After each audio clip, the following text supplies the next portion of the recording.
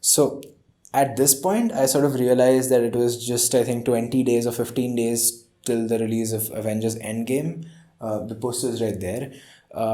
So I decided, because I had some free time, I decided I would do a marathon, an MCU marathon. So, yeah, I watched a lot of movies this month. So I did this chronologically. So starting out with Iron Man.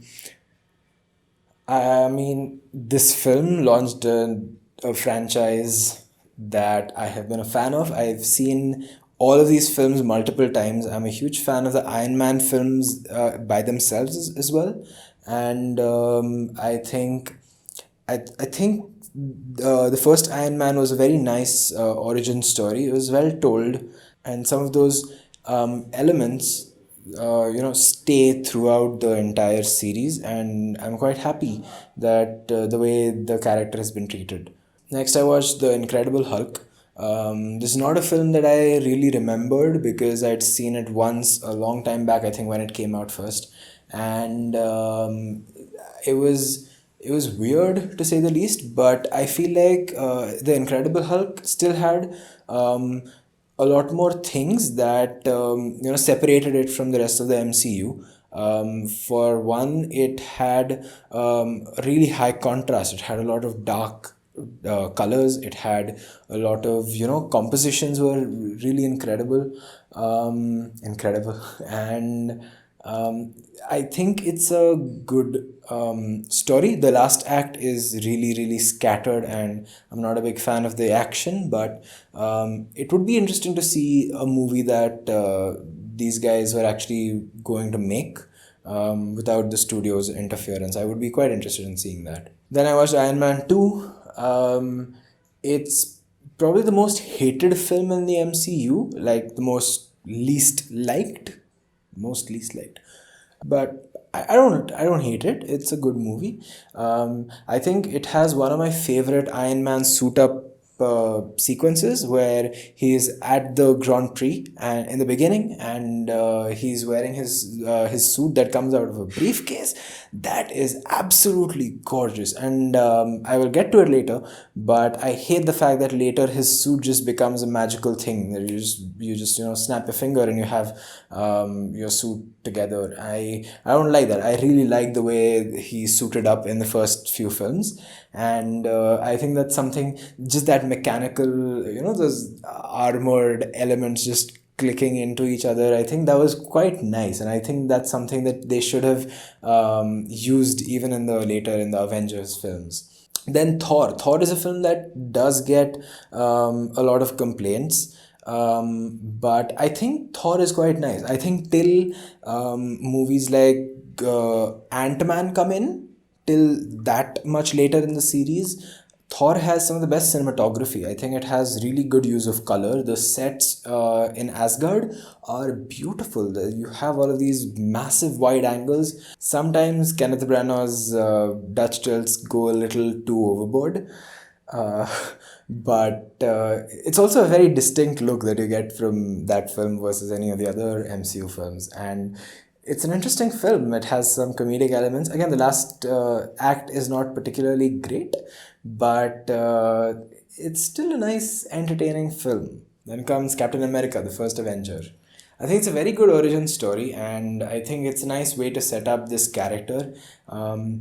Just from his human eras to his superhuman days, and it's quite nice. I'm not a big fan of the villain. That's something that has been said again and again about the MCU franchise, that their villains are quite weak, and I'm not a big fan of Red Skull.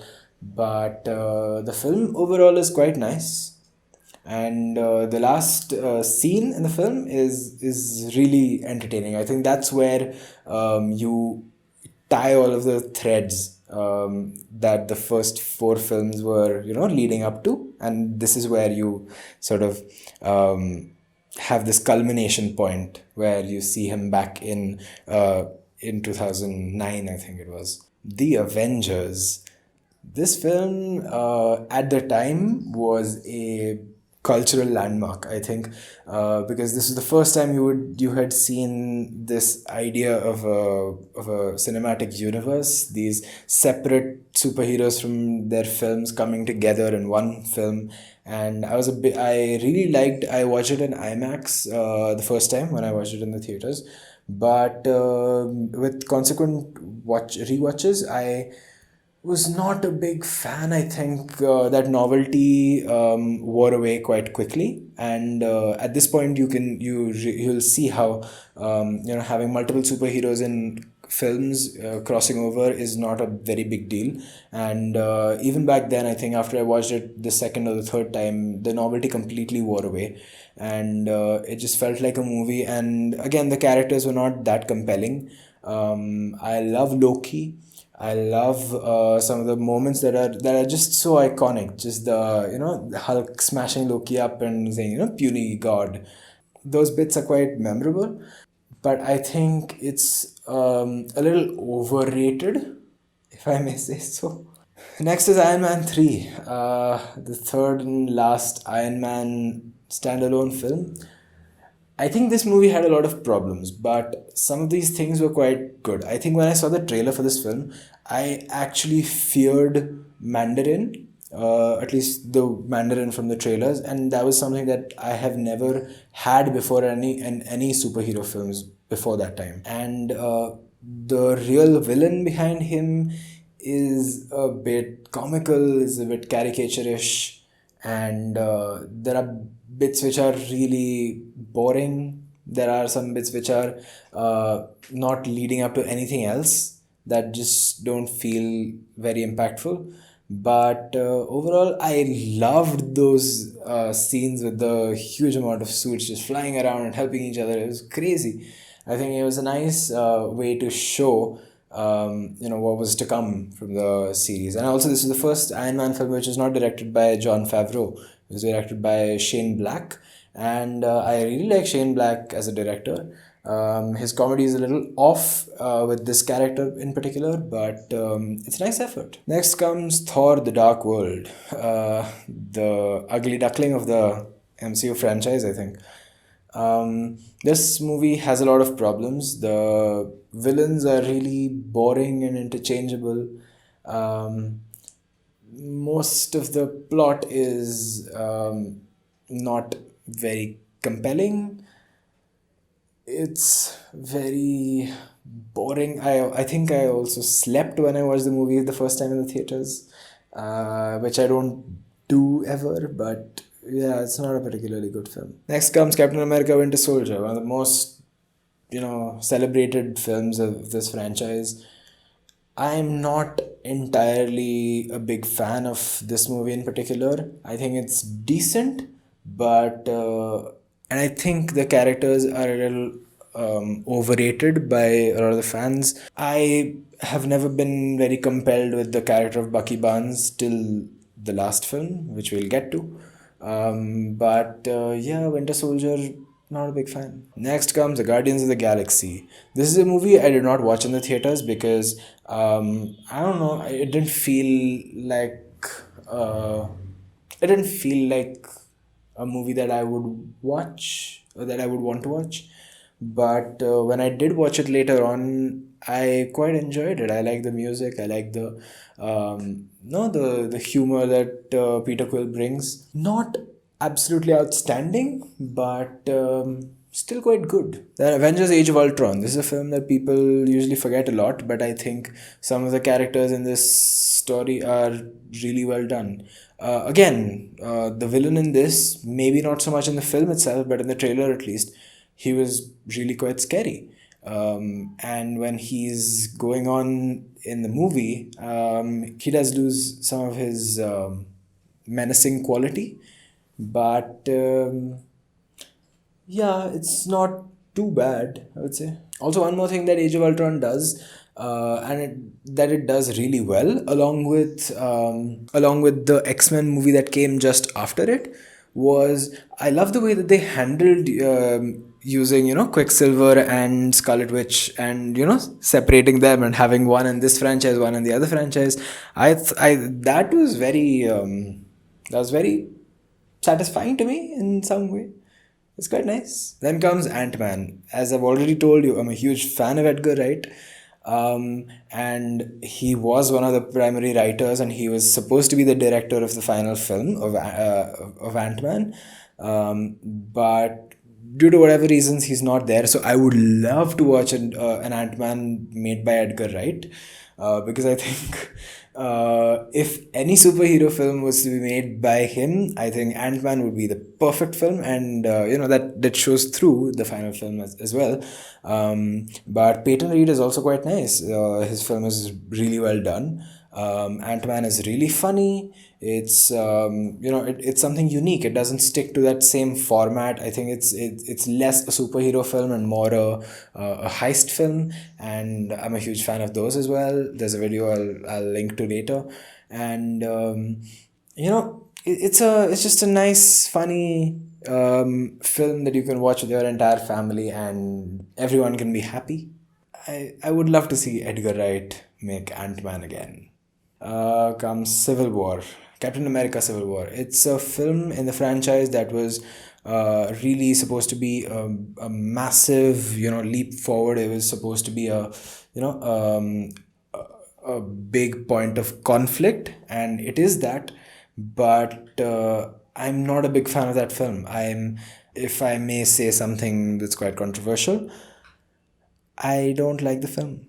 Civil War, I think, is a skirmish. It doesn't feel like war. It feels like the conflict is forced. It's never thought through properly. The characters make rash decisions, but their rashness is never justified. Their actions are never justified, and it feels like a skirmish. The Civil War of the comic books was this massive, landmark where every comic book series was leading up to this one major event, and things were going down. And this film had, like, I think 10, 15 superheroes battling it out on an empty runway in the middle of nowhere, and I don't think that has any impact. It doesn't feel like Civil War. It feels like it feels like a small little thing that's happening. It feels like a family. It feels like a family fight. Also, I'll just make this point here. I was going to make a complete video about it, but if you see Batman versus Superman and Civil War, both of them are basically the same film. They have the same stories. They have the same arguments being made. They have the same conflicts. They have the same, kind of budgets, and they came in the same year.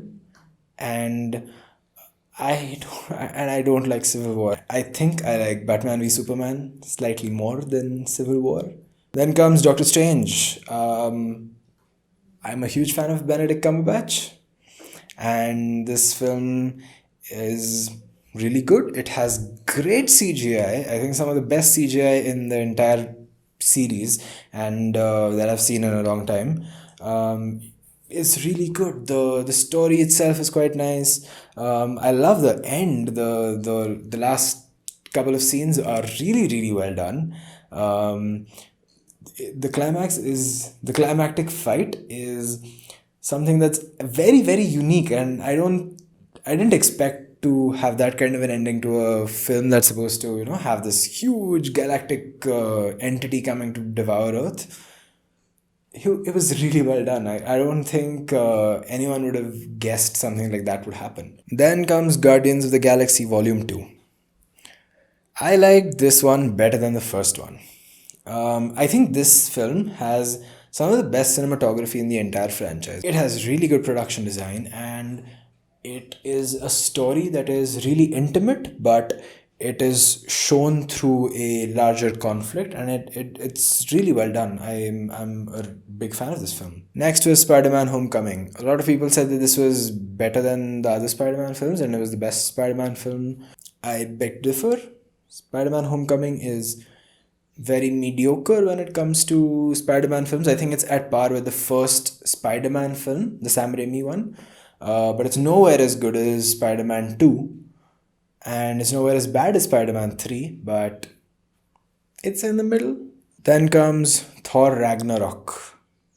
I have a poster right there. I think it's just out of frame, but I love that film. I love Taika Waititi. I really loved his first film, Hunt for the Wilder People, and just a couple of days ago I watched Jojo Rabbit. I really like that also. I think he has a very unique sense of humor, and that shows through the film. And I think Chris Hemsworth is extremely funny in this film. I think, just when he's uninhibited, he's the funniest guy on screen. And I think that's something that happens for the rest of the series as well. And yeah, I love Thor Ragnarok. Next comes Black Panther. The poster is right there. I keep pointing at posters because I just want to say that I like these movies. But yeah, Black Panther is a really entertaining, really fun movie with a lot of social commentary, dare I say. It's really empowering for a huge number of people. Um, it also has really good music. It has decent cinematography. Um, I do have one major issue with the film. I've seen that film three times in the theaters, by the way. And when I saw it in the theaters, because of the way the theaters were, they're slightly dim, so I didn't have a big problem then. But when I watched it at home on a screen, I started noticing that the CGI is really, really bad. The film has terrible CGI, and yeah, but if you keep that aside, the rest of the film is quite nice. The acting is really good. Michael B. Jordan is amazing, and I think Chadwick Boseman also does a really good job. Next comes Avengers: Infinity War, right there. When I went to watch that film, I had expectations, but there were bits and pieces which I was not a big fan of. I didn't like the scenes where these guys, Vision and Scarlet Witch, are in a city somewhere, and these and Captain America comes and saves them when these guys attack. um, I didn't like some of the scenes a lot, but some of the other stuff was quite nice. I loved the fact that they didn't use Hulk in this movie. I really like the fact that they used characters sparingly, and I think I've come to appreciate this movie more and more with time, because I remember thinking in the theaters where Peter Quill basically makes them lose. Uh, I felt angry at him, but that was the intention. He was irrational, but it's justified. You can see the pain, and again, I can make an entire video about Infinity War and just Peter Quill's story in that film. But I'm a big fan of the film. It was a nice time. Have the final war, and Chris Hemsworth's arc, Thor's arc was really well done, and the end I think was a little bit a little it was unexpected. It came out of nowhere, and it was impactful, but it also felt like a nice way to end the story. I wouldn't have minded if the series just ended there, if we didn't have the rest of it. But then I will come to it, and then something else happens. But before that, Ant-Man and the Wasp. This movie was a little underwhelming because I really liked the first Ant-Man. This was okay. Some of the bits and pieces, the villains especially, were a little, caricaturish, and again, it had that same problem that I think Civil War had. Like, their entire conflict could have been solved by just sitting in a room, even at gunpoint, just talking to each other. Like, see, I have this issue. Can you help me out, please? And they'll be like, yeah, I will help you out. And then that'll be the end of it. And it's not that simple, but you know what I mean, right? Then comes Captain Marvel. I really like Brie Larson. I am a big fan, but this movie was a little underwhelming. I think it felt like it was made in a rush. just to get it out before Endgame happened, so that you knew that she was this ultra powerful superhero. And it's a nice story, but again, there were things from the comic books that I would have liked to see in the film. There are some other things that I would have liked to see in the films, but the entire conflict doesn't feel very doesn't feel very impactful. It doesn't feel very important even. And then we get Endgame. What do I say about this film? I went in watching the film, and I was ready to be underwhelmed.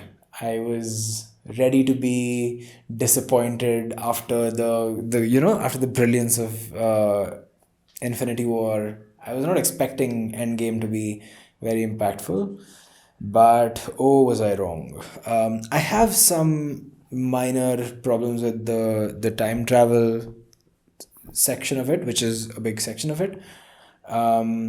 But and I have done an entire podcast talking about that film, and I've actually done an entire podcast about the MCU, so you can listen to that if you want to. But my main point is, I liked the film. I loved Endgame, and I cannot tell you how excited I was where, at the end, the last scene, things happen, people come.